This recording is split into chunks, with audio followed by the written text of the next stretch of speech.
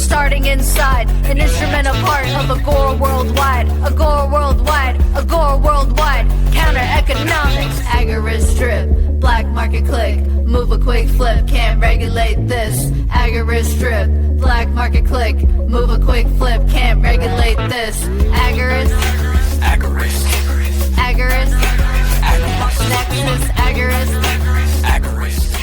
agorist. It's Brandon with the Agorist Nexus podcast. I'm super excited today. I've got a great guest coming on, Joel Valenzuela. For those of you who don't know, he does like the digital cash stuff, like Bitcoin Cash, Dash Bitcoin Cash are the main ones that I've seen him cover. And mostly I want to get into like the Bankless stuff for sure. So we'll be going over that.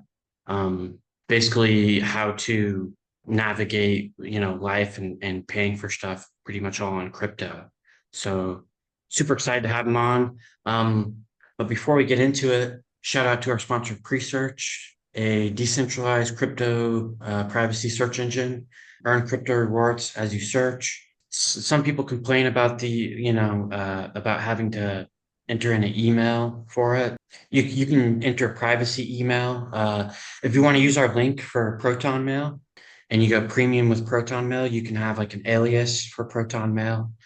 So you can enter in like whatever Protonmail address you want that's not taken and use that. And every time people use that address, it'll be forwarded to your real address. So nobody will know that alias account is yours or connected to your real email. And there's all kinds of other privacy emails you can set up without having to enter in really any information at all. I think Tutanota is encrypted, but you've got to wait like 48 hours for that. And use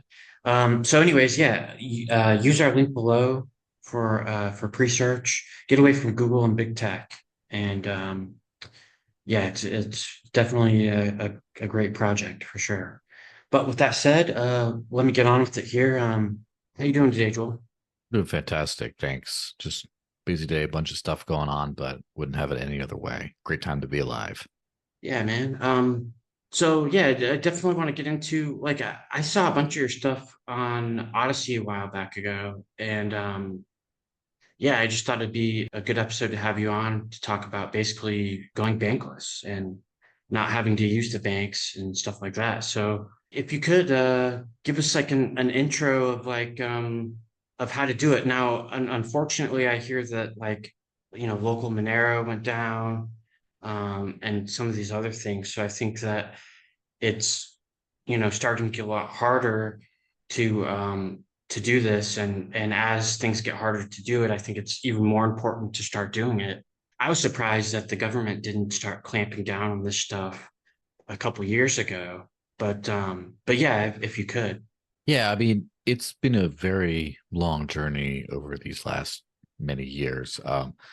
So basically, obviously, for those who know, Bitcoin was launched in 2009, and there have been a few different kinds of alternative digital monies that existed before then, but none really took hold. Most got shut down. And what's kind of important for this sort of subject is that Satoshi Nakamoto, the anonymous founder of Bitcoin, did so.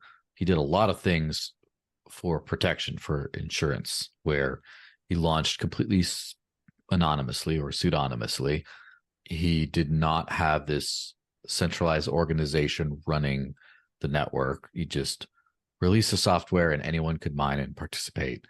And then it was all like a self-sustaining economy where anyone who runs the software just gets paid by it through mining, etc. And the whole thing just sort of works. And then eventually he just disappeared, moved on to other things, and just let the thing go. So now I think that if Satoshi had hung around for a couple more years, gotten identified, and then maybe gotten arrested or something like that, that could have caused some serious issues for the network. But since, that didn't happen, that's kind of how it shook out. And so my primary interest, this is where I came from. I was always sort of in the libertarian side of things, libertarian movement. And as a student of history and things like that, obviously I was big into precious metals, the gold standard, all these kinds of things, trying to hopefully return people to sound money as opposed to the money printer go burr, as they call it these days, the infinite inflation of the Federal Reserve. And so I wanted to try to like live off of gold if I could, like use that as my money, because I just didn't want to store my value in fiat currency. And it's funny because that was my primary reason for getting into the crypto world. I started talking about Bitcoin somewhere in 2012. It wasn't until around 2013 when I first got some. Someone paid me back for a pizza, and which is, you know, kind of similar to the legendary first ever Bitcoin transaction for goods and services. And it wasn't until I started to use it that I kind of got the whole digital cash component, that was way more important than a store of value kind of thing. And so it sort of blew my mind that anyone could just sort of download an app, scan a QR code, send money, and anywhere in the world, they just get it. It's cheap. Anyone can do it.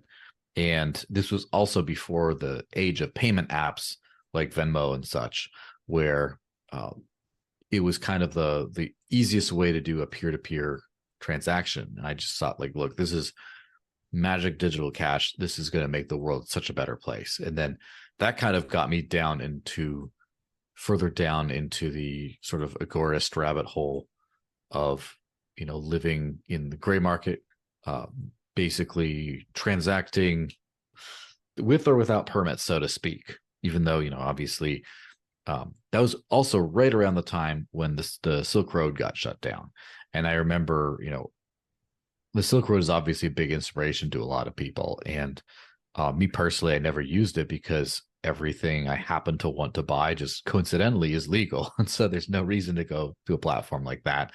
But it kind of showed that kind of a marketplace could just never have worked out with online fiat currency.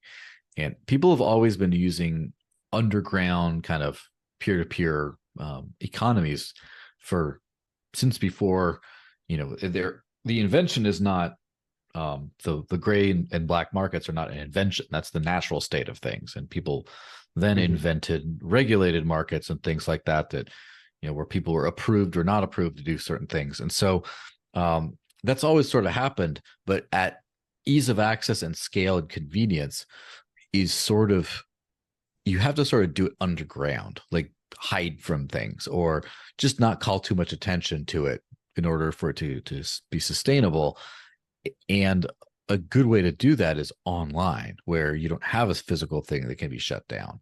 And there just was no good online money. So online money where people could just use it like cash, digital online cash. So when this thing kind of came around, that became a big focus of mine. I decided to, you know, anything that would pay me in Bitcoin, I decided to do. And it was about the end of 2015, I decided I was going to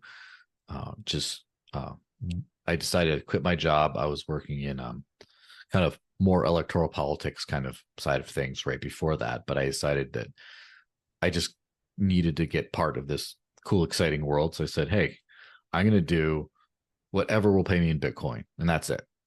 And so that was 2015. Today, and then the following year, I closed my bank account. Part of that was through, you know, almost by accident, because there was some fraud thing that happened with my account. So they had to close it and reopen a new one. And I just said to hold off on reopening the new one. And I just never came back for it. So that's kind of the history of how I got into the whole thing and kind of why. Nice. Yeah. Now, how has it been since closing your account? Like, what did you do at that point in time or, you know, maybe you haven't opened a bank account since, or? Yeah, that's basically true. So when I was only earning Bitcoin, but still had a bank account, it was, for the most part, what I did is I just, anywhere I could, I spent Bitcoin. And then I had the bank account that I largely just used to do things like pay rent or, you know, withdraw to cash to the pay rent usually. And so for that, I used a service called what this, I believe now defunct, called Wall of Coins, which is sort of a local Bitcoins type competitor at the time, where I would sell Bitcoin through their online escrow system, and then I get cash deposits in my bank account for that. And that might have had something to do with the issues I experienced with the account later, but I guess that's a different story. So that's kind of how I did things. And then when I closed the account, then it became, for a while, I did some peer-to-peer cash transactions for things I could not pay directly or indirectly. So, for example, I had a bunch of places a bunch of local merchants. Again, one of the strengths of living in New Hampshire with a Free State Project kind of community, there's a lot of peer-to-peer transactions I could do in Bitcoin. And there's a few different gift card services that would allow you to basically buy things from, say, Amazon or Best Buy or whatever by using Bitcoin. And for everything else, there was just a network of people who just wanted to buy some for cash, who wanted to buy it anonymously. And so that's kind of what sustained me for a little while. Now, things got a little bit dicey towards the end of 2016 because Bitcoin's blocks started to fill up at that point. And a lot of the same narrative around this is kind of like says 2017 was when things got bad. But for someone who's actually using it every day, things got really dicey in 2016 first, where, I remember skipping lunch a few times because I couldn't get a confirmation through in time, or waiting a few hours before being able to buy something. And just, it started to become untenable. And if you have like a 50 cent to $1 transaction fee, which is pretty good by today's standards, but back in the day, now it's like, okay, well, if you buy a $2-3 coffee, but you're paying a significant chunk of that in fees, and you're gonna have to wait a little while, that starts to become an issue. And that starts to become more like, okay, well, I got to batch process some things. I got to buy larger items and fewer of them, or I got to buy credit to stores. And then it's much less of a just, I have my digital money, I spend it. So at that time, I kind of had to decide that this wasn't going to work out. And I had a decision to make. Am I going to continue to try to live on crypto, or am I going to just give up? And I didn't want to give up. I don't know. There's something about when you are free, when you're financially free like that you just don't want to go back. It's addicting, and it's a hard life. I'm not going to say not today. It's not a hard life, actually, but it was a hard life in the beginning. But it's worth it for the people who get that taste of freedom of just like, all the money I have, I just get to pay. I don't have to be like, call my bank, they froze my card, or I can't get my cash out of all that stuff. And that's like first world problems, by the way. It gets a lot worse than that. But all that stuff, I just didn't have to worry about, just knowing that like I could just go anywhere and I just have my money with me and I can spend it and no one can stop me. It's something I didn't want to really stop. I didn't want to give up. So I looked down literally the top of the crypto market cap ranking list. And it's like, hey, Bitcoin's at the top. That doesn't work anymore. Then's Ethereum. And no, that's not really used for money. And of course, in retrospect, I'm glad I skipped over that one because the fees got worse than Bitcoin for a lot of times. And then it was like, I think it might have been, I don't remember at the time, like Tether or Ripple or something. And no one used any of those at the time. And then Litecoin wasn't maintained at the time. Litecoin's come a long way since then, but at the beginning, it was basically a dead project. And so Dash was the first coin I could stop at on that list. The highest one on that list that I could feasibly use. So I use about half the things. I used it as a replacement for Bitcoin, as in it worked instead, except for this time super fast and cheap to use. And then the other half were businesses that accepted through a Shapeshift widget. And Shapeshift is a decentralized exchange front end right now, but back in the day, it was one of those.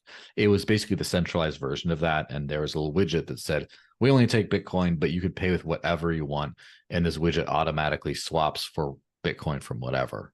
And so it was a little harder than Bitcoin at first, within about a year or so, it was just as easy. Now I think it's probably the easiest way to live on crypto is by using Dash. And it's maybe 80-90% of what I use. I do use some Bitcoin Cash and Litecoin for that's when I can't really use it because some place only accepts one or the other thing. Wow, yeah. So you saw this problem with Bitcoin. I definitely saw the same problem with Bitcoin. Like I was a big blocker. Mm. And yeah, I mean, like we just, we wanted to use crypto, and it's funny, like how you say once you get a taste of that financial freedom, like, um, once you like control your funds and it's yours, like you don't really want to give that back because it's like like, my bank thought that I was, that somebody like stole my card or whatever, and they froze my card temporarily, and now I have to call them and go through that process just to be able to spend like my own funds. Well, they tell you that it's yours, but really, like, um technically, like by law, they could just close down their bank and take the funds with them, and there's really nothing that you could do about it. So, is it really your funds at the end of the day with these like with the third parties, with these financial institutions? And like it gets to be super addictive, and yeah, um, like the problems with like Bitcoin have been just like the whole narrative around it. Like I just wanted to store it as a like I just want to store value. And it's like, okay, like that's fine, but like why can't we have both? Why can't we have a store value and something that we can spend? Because at some point in time, you're not just going to want to hold it. You're going to, you need to be liquid, right? Like you don't just store something until you die. Like eventually, like, you might need to use it. So, um, I never got the whole uh argument, especially from like an Austrian economics perspective. Yeah, for Uh, sure. It's definitely something that I've seen sort of in real time, the shift in narrative from the way Bitcoin was in the early days to the way it is now. And I'm sort of convinced, again, despite being a freedom lover and despite not believing official narratives or anything, all that kind of stuff, I try to keep the tinfoil hat stuff to a minimum, like wait until there's concrete evidence of this stuff. But that being said, it's become very clear that Bitcoin today works very well for a specific use case, which is not peer-to-peer cash. It's engineered in a way, and it's not just that it only works for this. Some of the things that have changed have actually improved its utility as an institutional speculative asset, such as, for example, as many people as possible being able to run a node and watch the flows of capital on it, even people who can't even make the transactions that they're validating themselves. That makes it more valuable for people who want as many eyes on this asset as possible, for example. mhm. And also like the extensibility of adding different, for example, making the soft fork only approach where all upgrades to the network don't break someone's like 10-year-old node that they're running. If some boomer in a financial institution somewhere is running some node looking at the network, if there's an upgrade, they won't have to upgrade their node. It'll still work. So for people like that, it works out. It's a feature, not a bug, even though I think that the whole network should be upgraded via hard fork to make things cleaner and work better. A lot of those kinds of things, it makes it clear that it's being engineered as an institutional asset. And I think a lot of the narrative about store of value and stuff kind of came around because the people in control knew that this is where they were trying to push Bitcoin. And they wanted to then emphasize good aspects. The whole scarce sound money kind of thing is a really good aspect, but they wanted to say, no, just this, not the financial freedom part, not the anyone can transact part, as a way of getting people to, basically not lament when its actual utility for digital cash purposes kind of went down the drain. So as it is, it's I think it's over for Bitcoin as far as freedom money. I think it's going to be a marginal improvement over the fiat system, the way where we are right now. Kind of be a digital, like a next generation gold standard, but still the technology that Bitcoin birthed, that now lives on in so many different coins, is still able to provide a radical financial inclusivity and freedom for everyone in the world. And that's what I care about. Yeah, that's what I care about too, is that, I saw this like huge problem with the fiat money system. Like, I've always been like really big into history. If you look at the Weimar Republic, it's like, why did people have to, wheelbarrow just millions of cash? And you start looking into like money printing and how great they increased the money supply. And, you start to figure out that there is like, there is no limit to any fiat currency. There's no limit in supply. So if there's no scarcity there, that pretty much means that that eventually, if there's no scarcity, eventually the asset will be worthless. And that's pretty much why like every single fiat currency is doomed, in my opinion. And we're starting to slowly see that. You talk about this like 15 years ago, and people would kind of like look at you like crazy, or they would be like, well, why haven't we seen that yet? And all the arguments, but now everything's kind of, we're kind of seeing that, especially within the last 5 years in the US. Like everything's, doubled in price at least. So can you kind of go into how would somebody, like today, if somebody wanted to buy crypto today, like anonymously, and they wanted to just be bankless today, how would they get started? I know like local Monero's down, a lot of this other stuff's down, but like what kind of solutions do you have? Yeah, I mean, it all really depends on people's goals.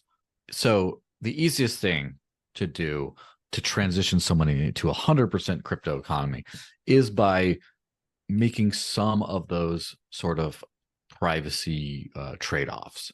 So for example, if you get a centralized exchange account, give them your ID and all that other nonsense, and it's easy to buy from a bank account, it's easy to get paid, it's easy to get a direct deposit where you get all your salary in crypto automatically, even though your employer doesn't even know about that. There's a few different services like Spritz is one of those, and Bitwage is another that work really well for that. And then Spritz is also a bill pay system. Swapin is another system that works for paying your bills. But all that stuff makes things super easy, but does have a, KYC on the radar kind of element to things. So when you do go off road, when you do decide to do things as privately as possible, for example, stuff gets a lot harder, and you do have to figure out everything on your own. So as far as like the local, like the how to get some to begin with, the number one easiest way is just to earn it somehow. And if you have a business, if you have, whatever it is, try to get a job that will pay you in straight up crypto. And if you're in the crypto world, there's a lot of those kinds of things. If you're, if you have a small business, you can kind of figure that out to get a little bit of your income in that. That's probably the best way to do it. And then if you go to crypto meetups and things like that, if you have a group of people and there's people you know and trust, so they're not feds, because I have known a few people, a couple friends of mine, more than one, unfortunately, have gone to prison for selling Bitcoin peer-to-peer for cash.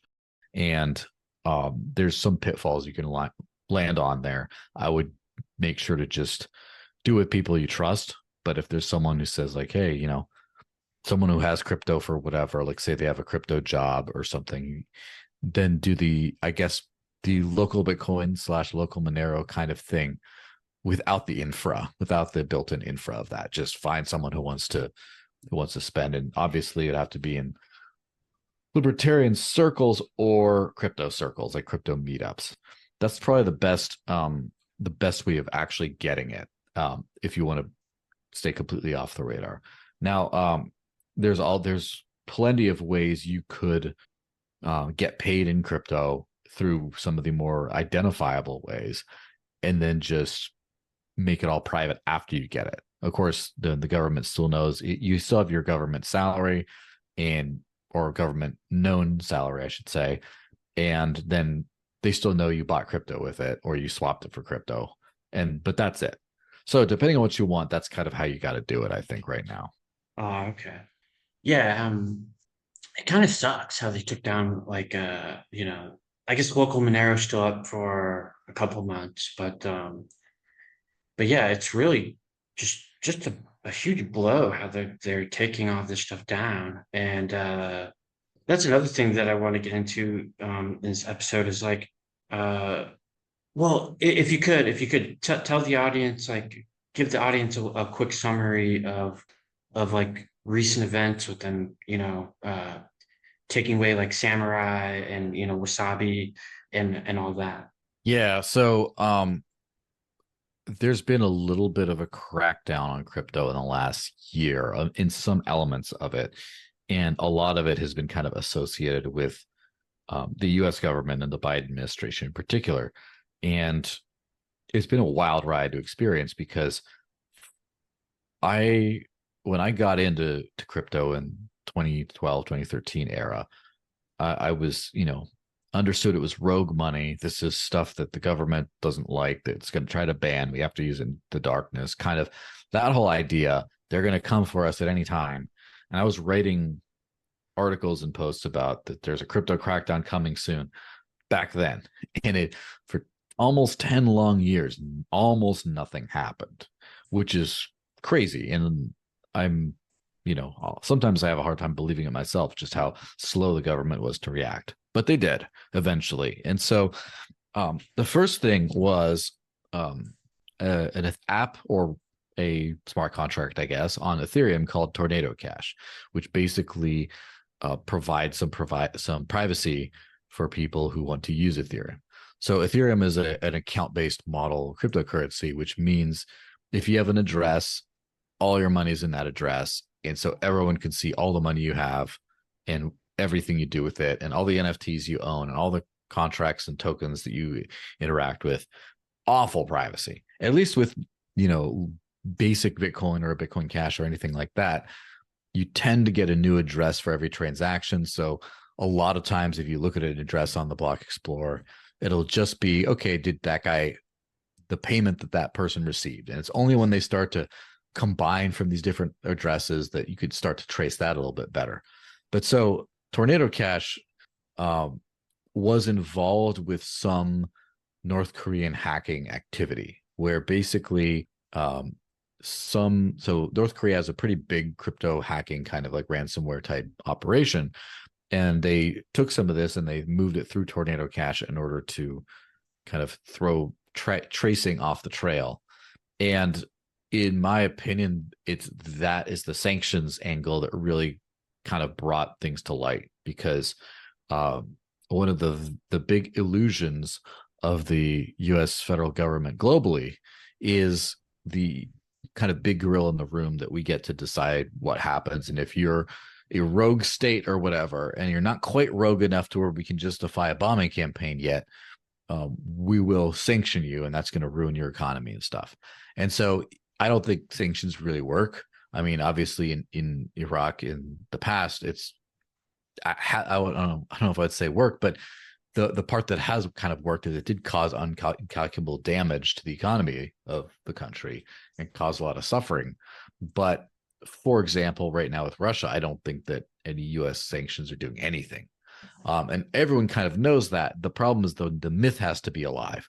And so people are saying, okay, people are anonymizing funds and evading sanctions through this one app or this one smart contract. That's like a bridge too far. And so they arrested the Tornado Cash developers for this. And the Tornado Cash case in particular is the worst of the bunch as far as from freedom, because Tornado Cash is now it's a company that raised money, like a VC funded company that developed a smart contract, and then they developed a website or a web front end that interacts with this smart contract that they created in order to provide privacy for users. And so where it gets really dicey for, freedom and justice, et cetera, is that the smart contract itself, once you write the open source code that anyone can see, and then you publish the contract, it's just there. It's live. It's there permanently. You can't stop it. And so to this day, even though the main developers and business owners of Tornado Cash got arrested, and one of them has been sentenced, Tornado Cash still trucks along. So, for example, just today in transaction fees, it earned $735 the smart contract, because it's kind of unstoppable. And criminalizing people for doing something like that that's unstoppable is even worse than the other stuff. So they started with that, and Alexei Pertsev was arrested in the Netherlands, and so it's not explicitly tied to anything with the US, but I'd be willing to bet that there was at least some mutual pressure or something like that. And then the other two or three, I can't remember how many developers were arrested in the US. But then Samurai Wallet was a project that did an integrated, did a coin join for Bitcoin. Basically, it's a wallet that would allow you to combine funds with other users to get more privacy. So like I give my money to you, you give it to the neighbor gives it back to me or whatever. And now it looks like I have money that could have come from any of us. And so when it gets sent, you can't really tell who sent it. And so Samurai Wallet also, as far as I know, was two people running it.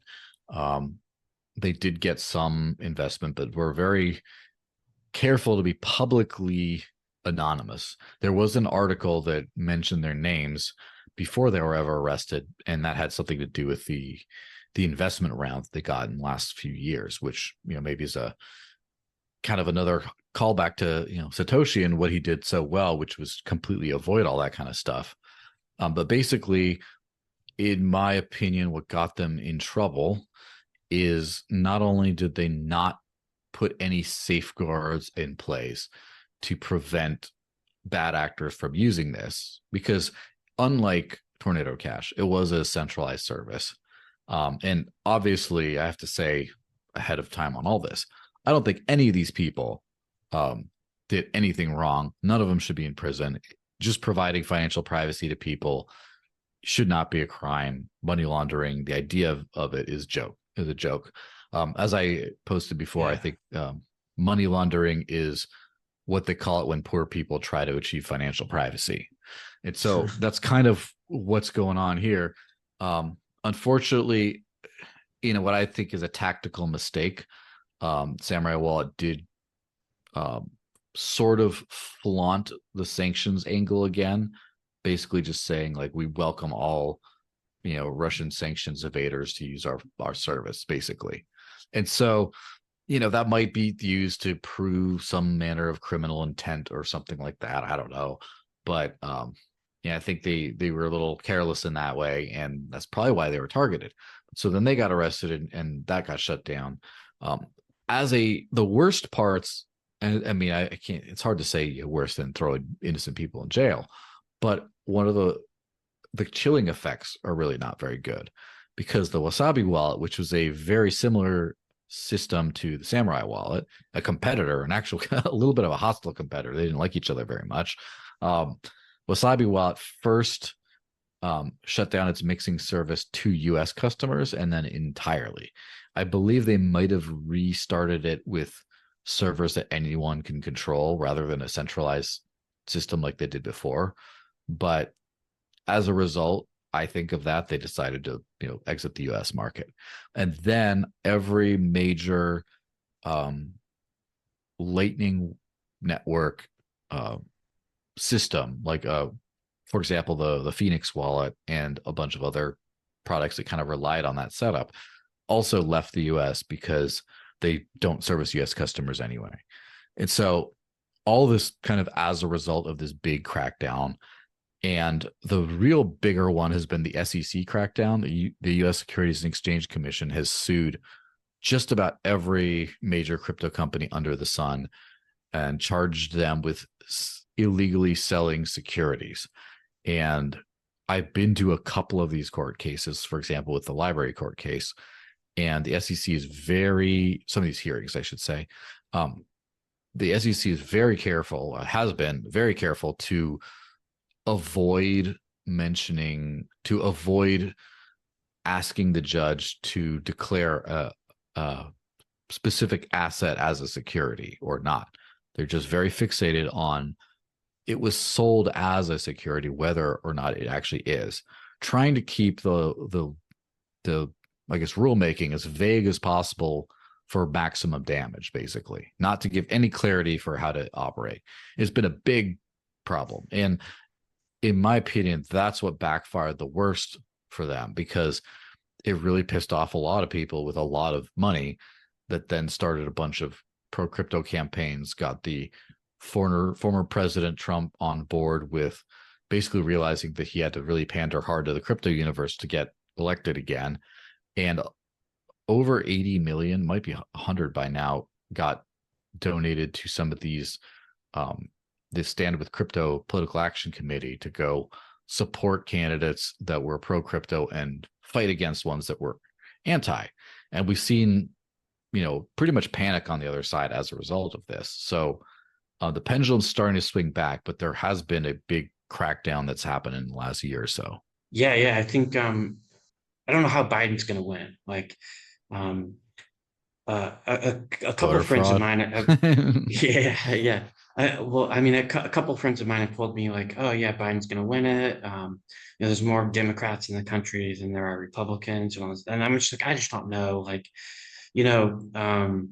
all you have to do is just watch, some Biden clips, and he's just kind of sitting there, not really knowing what's going on, completely incoherent. And yeah, it's there's that, and then just all of his really bad policies, and then you've got Trump with this new crypto stuff. He wants to free, or he says he's going to free Ross Ulbricht, and he's of course got a bunch of promises, but yeah, I just don't see Biden winning this time around. So yeah, it's going to be interesting to see if Trump wins, like what all he's going to keep, and what he's going to do. I don't really hold any politician to like their promises. Like, to me, it's just like, it just works, and until actions have manifested. But it's definitely an interesting time to be alive. Yeah. Now, I have no idea what's going to happen, honestly. Like, according to popularity, according to the winds of change, it seems like Trump is a shoo-in. But then on the other hand, the system's really come after him in a really hard way. And I don't know, it's interesting times. It's not like other elections, which is just a different side of the duopolies kind of like trying to get in there. This seems like it's a little bit of a, like a uniparty versus, I would say no one special, but definitely someone trying to not be part of that uniparty. And it's becoming very interesting to see. So yeah, we'll see. yeah, and it's interesting to see that they're actually trying to pander to like the libertarians. Like before it was like, you guys are irrelevant, and your vote doesn't matter.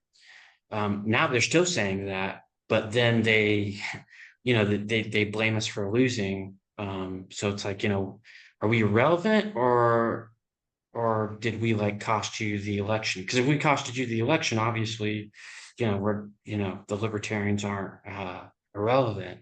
I'm in a Gore, so I don't really want to say we, because I just I don't vote. But yeah, it's very interesting. And finally, finally we're seeing candidates who are like pandering to uh the crypto side of things and more of like freedom and stuff.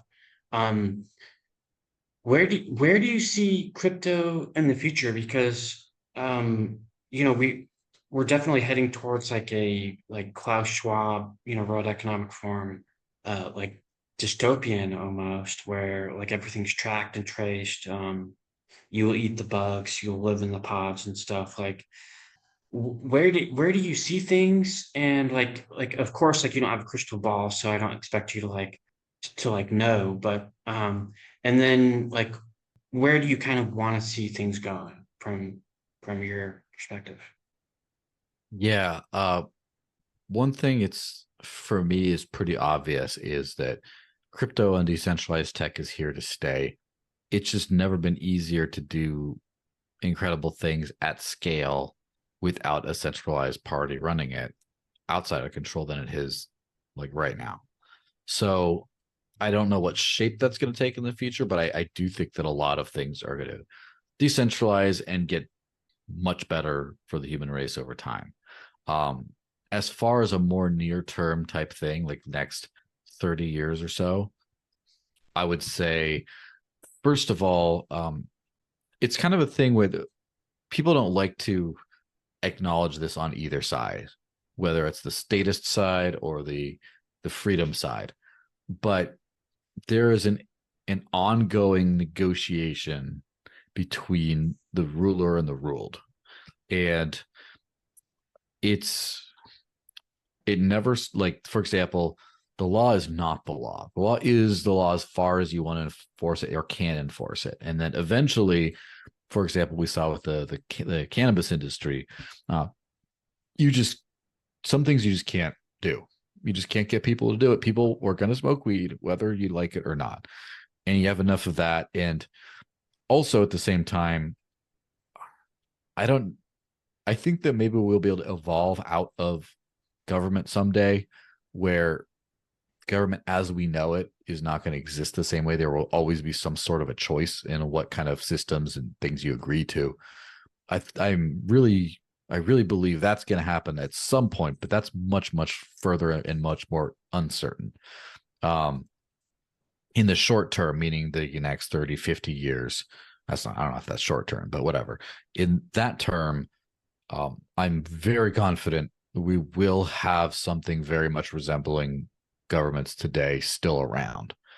And that's something that a lot of people who don't, like us, don't really like to, agree to, is that this is also a reality. It's like death and taxes, right? It's been kind of the same thing for millennia. And even though we might move past that someday, there's going to be some elements of that in the meantime. And so basically what we've been doing with crypto is building a radically free system and technology, and getting it used by as many people as possible, getting it as capitalized as possible, as much money in there as possible. While at the same time, there's been the other side of the equation that just hasn't wanted any of this at all. And at some point, those two have to hit. They have to collide. There's a negotiation phase, and both sides kind of agree to what the results are. So I don't think that we're going to get, as far as society wide, I mean, there's always going to be people in the fully agorist lifestyle and stuff like that. There's always going to be people doing that. But as far as like the greater society, I think there will be the same, like, very high percentage of fully compliant taxpayers paying taxes for stuff, abiding by certain regulations, etc. But on the other hand, I think that the world of the financial world they have to abide by is going to be so much better than what we've had before. I think that there'll be a lot more freedom and sovereignty and stuff that the government's just going to acquiesce to allowing because they have to. It's just kind of like a meet in the middle type of situation where both sides get enough of what they want to where they're happy. So that's kind of where I see the next, especially few years, like 5 to 10 years, is kind of a meet in the middle thing as the world starts using decentralized money, and people still paying taxes on it and stuff like that. But not as egregiously as before. and they're not stuck in an inflationary asset like the dollar, and they still get to, a lot of these old other laws about, money transmission and stuff are just going to go by the wayside, be obsoleted. So I think that halfway between the present dystopia and perfect utopia, I think that's a really good outcome. It's not everything we'd want. And the people that are not happy with that can still find ways of, living off the grid and the black and gray markets. But halfway from the worst thing ever to where we're at now to the best thing ever, I think is a pretty good situation. Yeah, absolutely. Yeah, and I think maybe hopefully a lot of people see the veil lift up here and start to move in more like and towards more of a direction of liberty for sure, like not only financially but philosophically and things like that. What now, I know that you're really big on Dash and Bitcoin Cash. I don't think you're like, I think you're kind of like me in a sense. Correct me if I'm wrong, but kind of like uh, we more or less just want, we basically just want economic freedom, right? Like whether that be one coin or another. To me, like there's really no. Um, I'm not really big on like the tribalism that we see in crypto. I really just want like the best possible outcome uh for economic freedom and agorism really. Um, what's your exact stance on that? And what are kind of the coins you feel uh bring that to us today? Yeah, I mean, that's, I guess, pretty accurate that this is freedom money. It's a tool for freedom and prosperity. And whatever provides that um, is just, that's kind of the thing. I'm not particularly attached to any particular project. Obviously, I have some nostalgia behind some things. Obviously, I rely more heavily on Dash today, and I do work for Dash currently. So there's obviously some biases that come in there. But other than that, um, use whatever works to let you live free. And so as far as that, for like the payment type coins, it's definitely like the Dash, Litecoin, Bitcoin Cash, and Zcash and Monero, the two bigger, more privacy focused things. That's kind of the grouping of ones that are going to work out for people to try to live on crypto, live free today. And other things that I'm very kind of big on that aren't necessarily in the digital money space are the cross-chain AMM DEX networks, which might be a little bit technical for some people who aren't heavily into the crypto space. But basically, there's a network called Thorchain, which is Thor as in the god of thunder, and that basically lets you swap any asset for any asset. So if you have one coin, be one another. It does all that in a fully decentralized way, and it's just a very fast, seamless, easy to do way. And it also provides a lot of other interesting things for the financial system, such as allowing people to earn interest on their coins, allowing people to, invest in a little bit more speculatively in things, get some yield on things, take out collateralized loans on their crypto, all this kind of stuff, like a proper financial system that's completely decentralized. And Thorchain has a few forks and other networks that do similar things, such as My Protocol, Chain Flip, and then soon Sarai Dex. All that together is like really exciting because it's kind of the glue that keeps this whole situation together. Because right now, if you live entirely just on crypto, just spending and receiving and earning, it's like you're living a cash only life. And the vast majority of people in the world, I would say the developed world, don't just do that. They have financial systems, they have investments, they have lending, they have all this kind of stuff. I mean, if you think about, let's just take the average American, for example, how much of the average American's financial activity either has something to do with investments or loans. I would say like a giant chunk.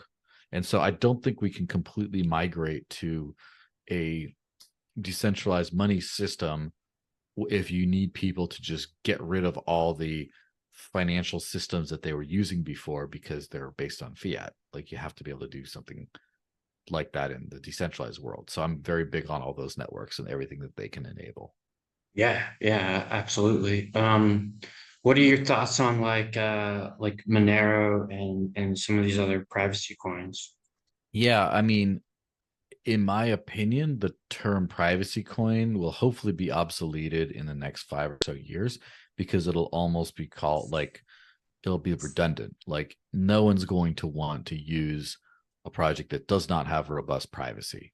And this is actually becoming super apparent even in the more regulated elements of the space. So for example, PayPal is launching its stablecoin PYUSD on Solana, and one of the quoted features there is basically confidential transactions, which what confidential transactions does is it hides the amounts on the blockchain. So you can still see I sent money to you, but it doesn't show how much it is, like how much I sent you or how much you have. And confidential transactions is one big part of Monero's privacy. For example, Monero uses what they call ring CT, which is ring signatures combined with confidential transactions, to be a little bit to kind of summarize it. And so some of these, like I would say, Monero style privacy features are being kind of advertised as features to the very most kind of institutional and regulated parts of the crypto world. So privacy is not only a fundamental human right, and it's just necessary for any fully functioning economy and society that's in the black and gray markets. It's also super important for the white markets, for safety, for other things like that. And so, yeah, it's I think that Monero's kind of got the mind share right now as far as the people that are into privacy and sovereignty and things. It's kind of like the symbol that a lot of people flock to. I think that it's especially people who are into Bitcoin for the sovereignty. It's like there's like a Bitcoin to Monero pipeline I've seen pretty clearly. Whereas maybe some other projects get people from who weren't in crypto or from elsewhere in the space or whatever. But definitely privacy is going to be super important in the future. And I don't really take any project seriously long term that doesn't have something to address any of this. Including like Litecoin, for example. Litecoin recently, last year or so, got a major privacy upgrade through the MWeb, or the Mibblewimble extension block, and it's actually a pretty decent choice for everyday privacy now. And so I definitely think that privacy is kind of a must. Yeah, absolutely. Especially since governments want to implement like CBDC, which is central bank backed digital currencies. What are your thoughts on CBDCs, and where do you see them going, and how do you see them being implemented in the future? Yeah, I think CBDCs are a tough one because it's kind of one of the easiest things to reach towards, but the actual what it looks like in the real world is a lot more up in the air, I think. So first of all, a lot of countries like Venezuela and Nigeria and places like that have already launched CBDCs and had them fail, like just not work out very well. There's a lot of CBDC pilots that have been attempted in all over the world. There's a lot of proposals. I don't think I could count on the government to really do anything right, as far as get something super smooth running in a reasonable amount of time. But for me, the CBDC, at least as far as like a threat vector, is more of a concept than it is a one thing that we have to look out for. And so basically, you could sort of argue that today most people already use a CBDC, and that they use a currency issued by a central bank that's transacted digitally. So according to the definition, if you're using your bank account to do transfers and stuff on an app, then you're already in CBDC land. As far as what that would look more specifically, though, a lot of things that people are looking at with CBDCs is, for example, complete surveillance, which the government does not have over your banked financial activity. It has a patchwork of surveillance methods to complete that picture, such as, for example, going to your bank and saying, hey, what did this guy do? Or Google and MasterCard have their data sharing agreement for purchases. And then I guess the government buys that data, for example, and then they have it. It's still fragmented surveillance. It's surveillance, but it's more fragmented. I think that what a CBDC would look like is the network that you use has surveillance built in, or has a ledger built into where people can watch that. They don't have to go they don't have to go through third parties and other extra steps in order to surveil. They just do it, and it's just that simple. And the same thing goes to censorship. Of course, saying, hey, close this guy's bank accounts is one form. It's kind of the extreme level, but then it's disallowing specific purchases or things like that I think is the really creepy part, because that's a lot easier to just like slap on some people without completely just removing their ability to participate in the system. And so I know that FedNow, which is a Federal Reserve based settlement network, is, as far as I know, already been rolled out to a lot of banks.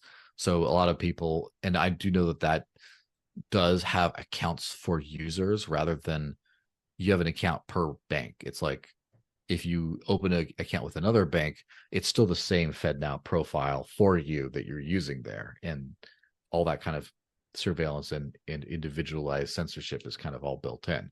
That's kind of my understanding of things.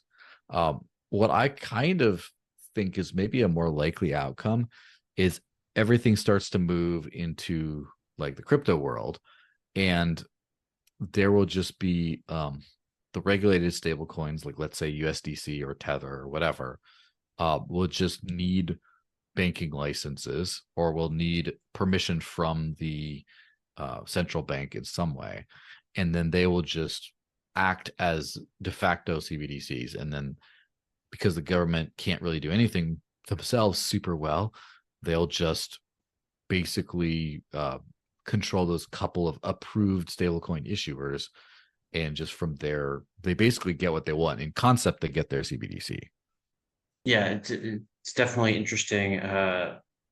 So they already kind of have a CBDC right now with the US dollar, but yeah, I think maybe they might like or like some kind of crisis will come out and scare everyone, and eventually they'll get everyone moved to like some kind of CBDC and have just like this mass surveillance where they can track, trace, and control every transaction at the click of a button. I think that's really like where they want to move things. If we get to that point, how are they going to do that? I'm thinking through some kind of like, well, of course we're going to have a hyperinflationary event, right? So eventually the US dollar will fail and they'll have to make something else, which is like the problem they created.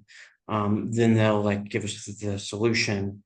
And when that happens, it's going to be like some kind of super convenient digital bank, currency that they can like track and surveil. Now, how that happens, when that happens, I don't know, but I know that that's like something that they, that's every government's like dream, right? And maybe they go about it through like UBI, universal basic income, where it's like, okay, we're helping you now, and we're giving you like monthly income.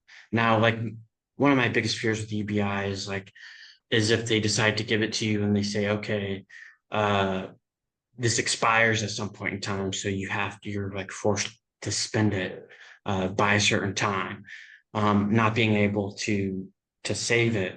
I think that's going to be like extremely, detrimental. I think that's kind of what they want, to like basically keep their slaves like poor and dependent, but also to, quote unquote, stimulate the economy in a good way. Like you kind of see like, I know I'm putting on my tinfoil hat right now, but it's just such an interesting topic to me personally.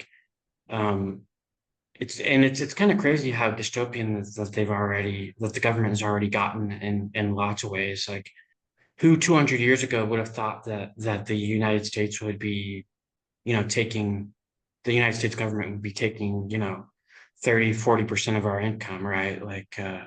How do you kind of do you see any of that unfolding, or what are your thoughts on that?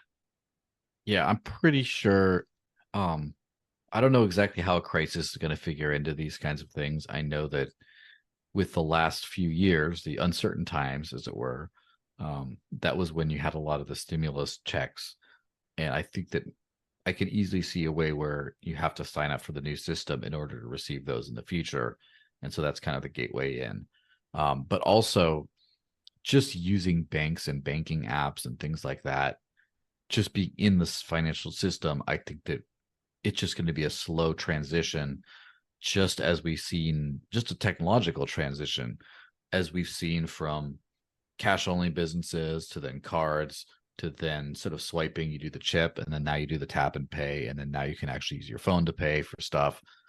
And that whole technological transition over time is probably going to, the next step is something that runs on CBDC rails and things. And then your banking provider is just going to upgrade your account. And then all of a sudden, this is just what you're in. It's not going to even have to be a big stink or anything. People won't even know. Like, I don't think the government's going to say, here, ye citizens, you must now take the slave money and come here and register. Like, I don't think it's going to be anything super obvious like that. It's just going to be, they're going to upgrade the Rails backend and everyone's going to continue using their stuff the same way.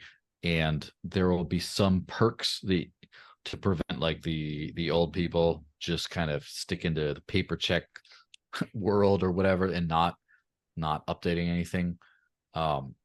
I think that instead of that, it's going to be they're going to offer specific benefits, like the whole government infrastructure changes to where they only give pensions or social security or stimulus or whatever through this system. And so you need to be on Absolutely. the system or you're going to be left off, kind of like the Real ID with the licenses and stuff. It's going to be something similar to that. And then everyone who's just passively in the system is just going to be, upgraded to dystopia.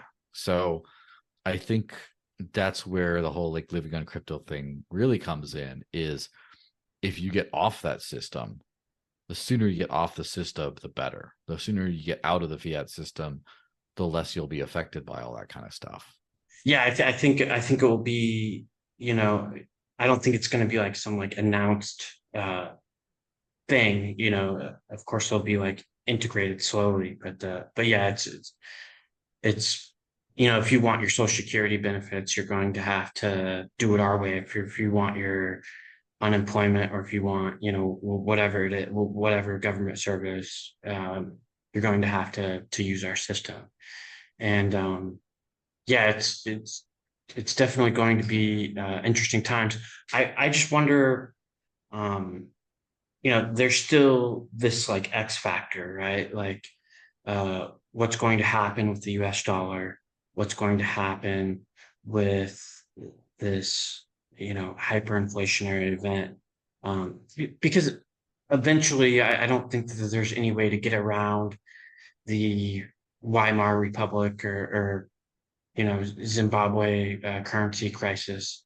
I don't see that, and unless they implement like a new currency. I mean, historically, that's pretty much what a government has to do once they've debased their currencies, is that they have to implement another one. So, Yeah, yeah, it'll be and then interesting to see. I personally think that like a hyperinflationary type spiral situation with the US dollar over the next few years is not super likely. Not because I believe in the strength of the dollar at all, obviously. But now that there's so many different like outlets for other things you could do, there's just much less pressure on the whole system as a whole. And then also with, I guess, the ease of, because traditional investments are all basically dollar denominated, otherwise they're commodities. And, or they're stocks, I guess. Now, if you have just having crypto as something that a big chunk of Americans have, and and also the rest of the world, a good chunk, I think that that's only going to continue. That's going to increase way faster than the actual adoption of digital cash is going to be the adoption of people with crypto denominated things in their portfolios. So the ultimate crash of the dollar as a thing, I don't think it's as certain, or at least certain to ruin the entire economy as you might think, in the short term at least.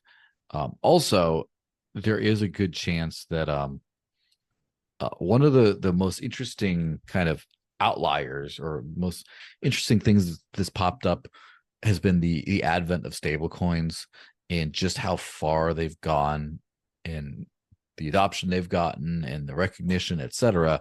And I think that a lot of the world that wanted to use the dollar but couldn't is now doing it. And so, for example, in Latin America, Tether on the Tron blockchain is like the most used crypto by a good margin, as far as I know. It's so that's because all these people wanted to use the dollar and have access to financial services, but they couldn't because, all the infrastructural limitations.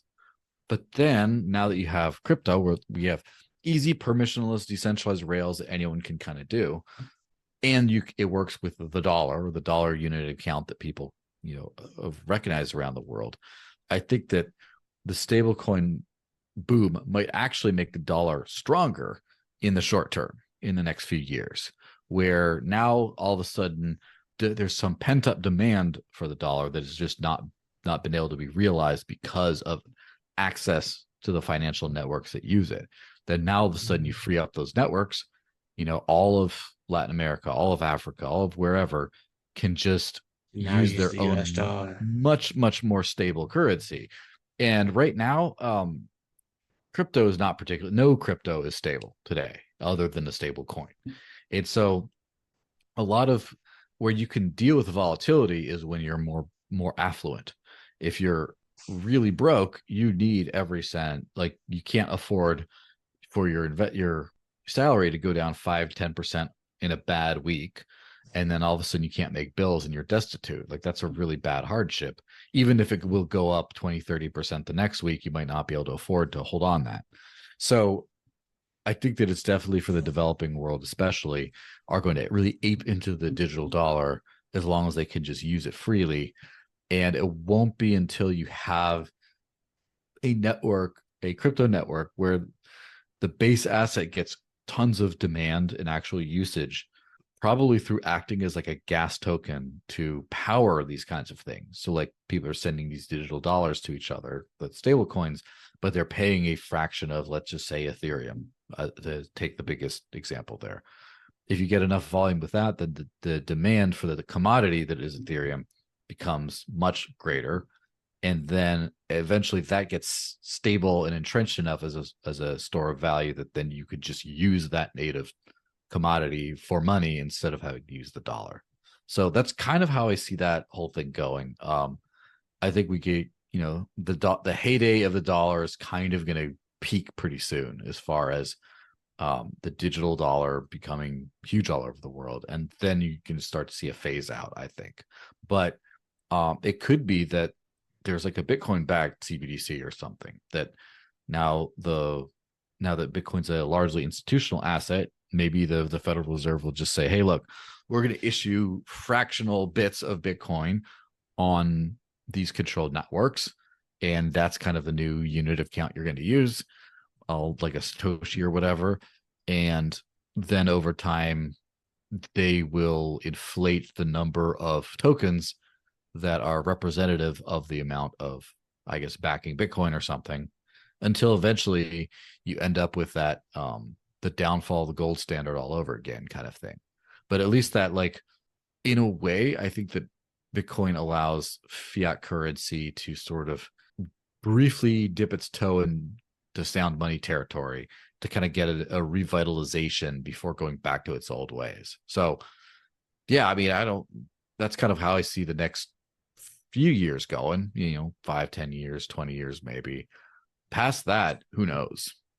Yeah, we never know, right? Like we don't have a crystal ball, but definitely interesting to think about and talk about for sure.